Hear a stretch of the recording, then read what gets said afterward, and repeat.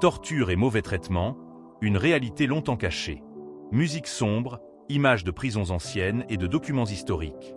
Pendant des siècles, la torture et les mauvais traitements ont été utilisés comme outils de pouvoir, de peur et de contrôle.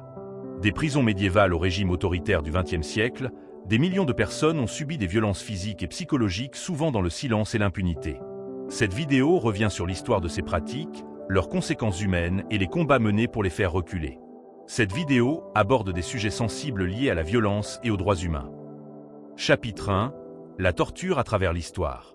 Images, gravures médiévales, tribunaux anciens, forteresses. La torture n'est pas un phénomène récent. Dans l'Antiquité déjà, certaines civilisations l'utilisaient pour obtenir des aveux ou punir les opposants. Au Moyen Âge européen, elle devient un instrument judiciaire dans certains procès, notamment lors des chasses aux sorcières et des enquêtes religieuses. L'idée dominante était alors qu'un aveu arraché sous la douleur pouvait révéler la vérité. Pourtant, l'histoire a montré que la torture produisait surtout de faux aveux et une immense souffrance humaine. La torture a longtemps été considérée comme un outil judiciaire légitime. Chapitre 2. Les mauvais traitements dans les régimes modernes. Images, prisons du XXe siècle, archives de conflits, couloirs sombres. Avec l'époque moderne, les États développent des systèmes carcéraux plus organisés. Mais dans de nombreux contextes, guerre, colonisation, dictature ou conflits internes, les mauvais traitements persistent. Coups, privations, humiliations, détention arbitraire et violences psychologiques. Au XXe siècle, plusieurs régimes autoritaires ont systématisé ces pratiques pour intimider la population et éliminer les opposants politiques. Les témoignages de survivants ont révélé l'ampleur des traumatismes laissés par ces violences. Les mauvais traitements peuvent être physiques, psychologiques ou les deux. Chapitre 3. Les conséquences humaines. La torture détruit bien plus que le corps.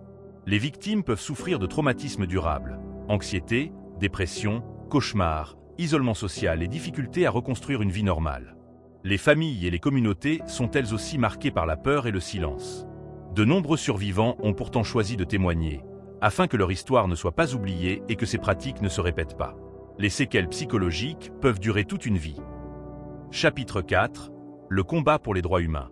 Après les atrocités du XXe siècle, la communauté internationale a renforcé la protection des droits humains. La Déclaration universelle des droits de l'homme de 1948 affirme clairement que nul ne doit être soumis à la torture ni à des peines ou traitements cruels, inhumains ou dégradants.